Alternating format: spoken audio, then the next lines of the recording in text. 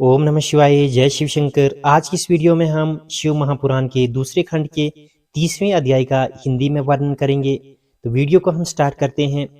ब्रह्मा जी बोले, हे नारद, जिस समय विष्णु जी अपने लोक को चले गए उस समय यज्ञ देवता को अत्यंत शोक हुआ। वह मृग का रूप धारण कर उस स्थान से भाग चला, परंतु वीरभद्र ने उसे तुरंत ही पकड़ लिया। तदुपरांत उन्होंने उसके मस्तिष्क को धड़ से काटकर यज्ञ कुंडल में डाल दिया। फिर वे अत्यंत क्रोधित हो बारंबार गरजते हुए यज्ञ मंडप के समीप पहुंचे।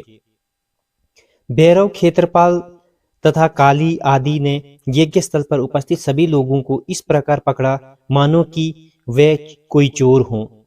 कोई शिवगण देवताओं को पकड़ता, कोई मुनियों को बांधता था, कोई विष्णु के घंटे तोड़ता था और कोई यज्ञ कुंड में ठंडा करने के लिए उसमें जल डाल रहा था। सभी शिवगण अपने शत्रुओं के साथ घोर युद्ध कर रहे थे और यज्ञ मंडप को गिराने में संलग्न थे। उन्होंने अपने मदगरों की चोट से अनेक के हाथ पांवों को कुचल दिया और यज्ञ पात्रों को तोड़कर नदी में फेंक दिया।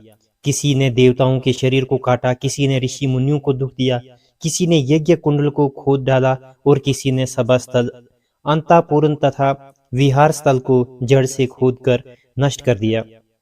हे नारद, इसके उपरांत वीरभद्र ने दक्ष को पकड़ लिया, नंदी ने सूर्य देवता को बंदी बनाया, मणिमान ने भृगु ऋषि को पकड़ा और चंडी ने पूषा को बांध लिया। इस प्रकार अन्य देवताओं को भी उन्होंने बंदी बना लिया। जो देवता कहीं जाकर छिप गए थे उन सब को भी वे ढूंढ कर ले आए।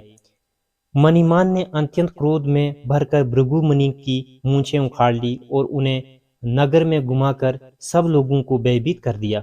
तदुपरांत नंदीश्वर ने क्रोधित होकर भृगु मुनि के नेत्र निकाल लिए, क्योंकि उन्होंने दक्ष प्रजापति को बहकाकर शिवजी के विरुद्ध कर दिया था।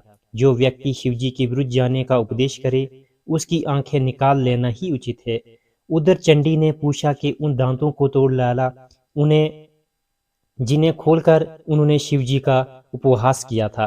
हे नारद, इसके पश्चात वीरभद्र ने अत्यंत क्रोध में भरकर दक्ष प्रजापति को पृथ्वी पर पटक दिया और उसकी छाती पर पांव रखकर उसका सिर काट डालने की इच्छा की, परंतु अनेक हथियारों का प्रयोग करने पर भी वे न तो दक्ष का मस्तक ही काट सके और न ही उसे कोई कष्ट ही पहुंचा सके। ये दशा देखकर वीरभद्र ने शिवजी का ध्यान किया और उस ध्यान अवस्था में उनसे आज्ञा प्राप्त की कि दक्ष के सिर को जोर से मरोड़कर तोड़ डाले।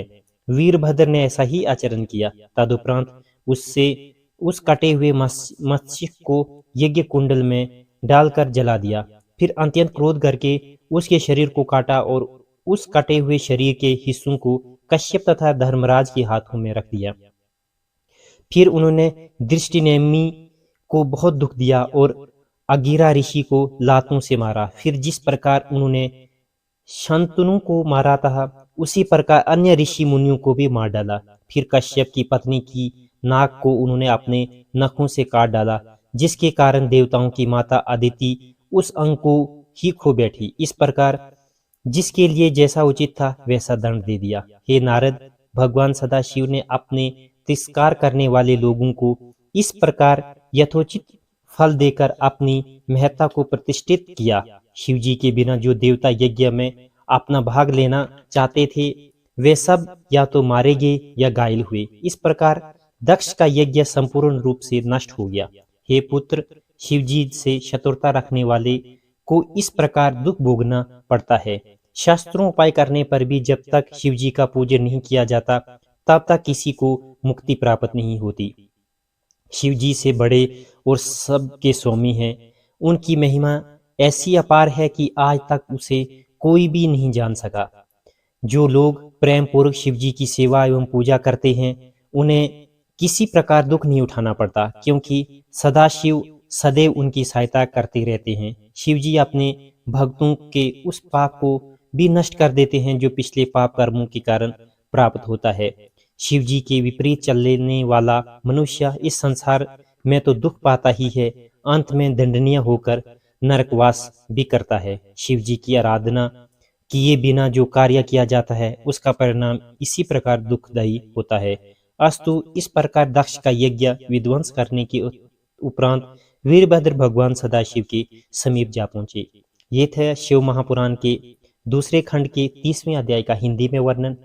अगर आप हमारे इस YouTube चैनल पर नए हैं तो हमारे YouTube चैनल को सब्सक्राइब करें तथा बेल आइकन जरूर दबाएं ताकि आने वाली वीडियो की नोटिफिकेशन आप तक सबसे पहले पहुंचे। नमस्कार, जय शिव शंकर।